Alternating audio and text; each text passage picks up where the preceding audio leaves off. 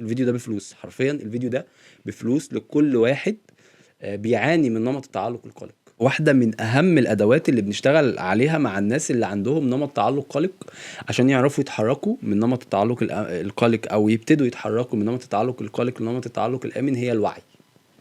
أداة مهمة جدا وبتفرق إن لم تكن أهم أداة أصلا في فكرة فك التعلق أو التحرك من نمط التعلق الغير آمن لنمط التعلق الآمن.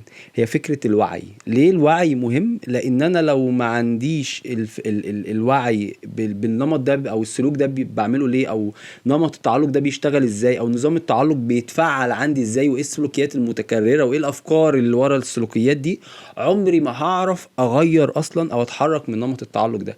ليه؟ انا دلوقتي لو اديتك مكنه انت مش فاهم عنها حاجه خالص، قلت لك المكنه دي فيها عطل وصلحولي، هل انت هتبقى عارف تصلح العطل ده من غير ما تعرف اصلا المكنه دي بتشتغل ازاي؟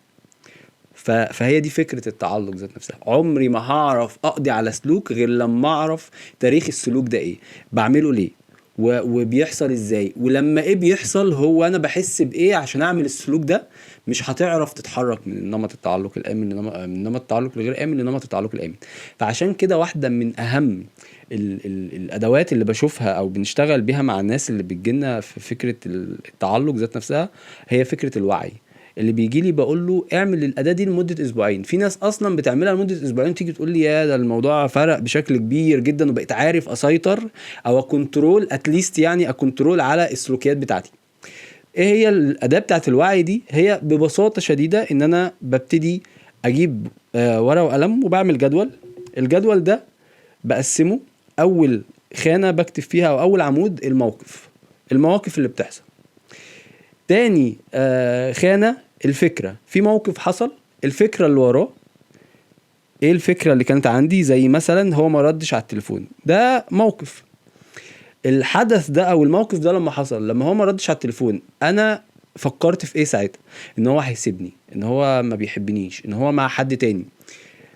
بتنقل بقى بعدها للعمود اللي بعده وهي فكرة المشاعر، انا حاسس بايه دلوقتي. وبعدين السلوك، هو ايه السلوك اللي انا بعمله بقى؟ بتصل كتير، لما بيتصل بتعصب عليه، ببعد وما بردش عليه، ايه السلوك اللي بعمله؟ وايه النتيجة اللي بتوصلني للسلوك ده؟ وايه السلوك البديل اللي لو عملته هيوصلني نتيجة احسن؟ ده طبعا بعمله بعد ما المشكلة بتحصل او بعد ما الموقف بيحصل. ده بيفرق معايا في ايه؟ بيفرق معايا ان مع الوقت هكون عندي كل المواقف او كل السلوكيات اللي الشخص التاني بيعملها بتفعل عندي نظام التعلق، فانا هنا عرفت نظام التعلق عندي بيشتغل ازاي.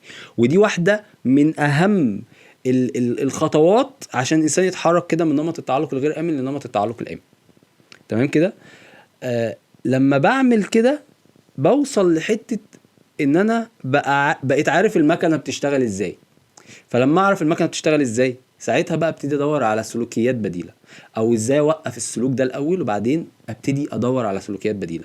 دي واحدة من اهم الادوات اللي بنشتغل بيها مع الناس اللي بتجيلنا اذا كانت في الورشة ولا بتجيلنا عشان تتحرك من نمط التعلق الغير آمن لنمط التعلق الآمن. هي فكرة الوعي، ازاي يكون عندي الوعي الكافي بكل السلوكيات اللي بعملها الناتجة عن نظام تعلقي، لان ده بيكون وراه معتقد. فبعد كده بنشتغل بقى على المعتقد، لان احنا اتعلمنا في العلاج المعرفي السلوكي ان المعتقد بيولد عندنا افكار، الافكار بتولد مشاعر، مشاعر بتولد سلوك.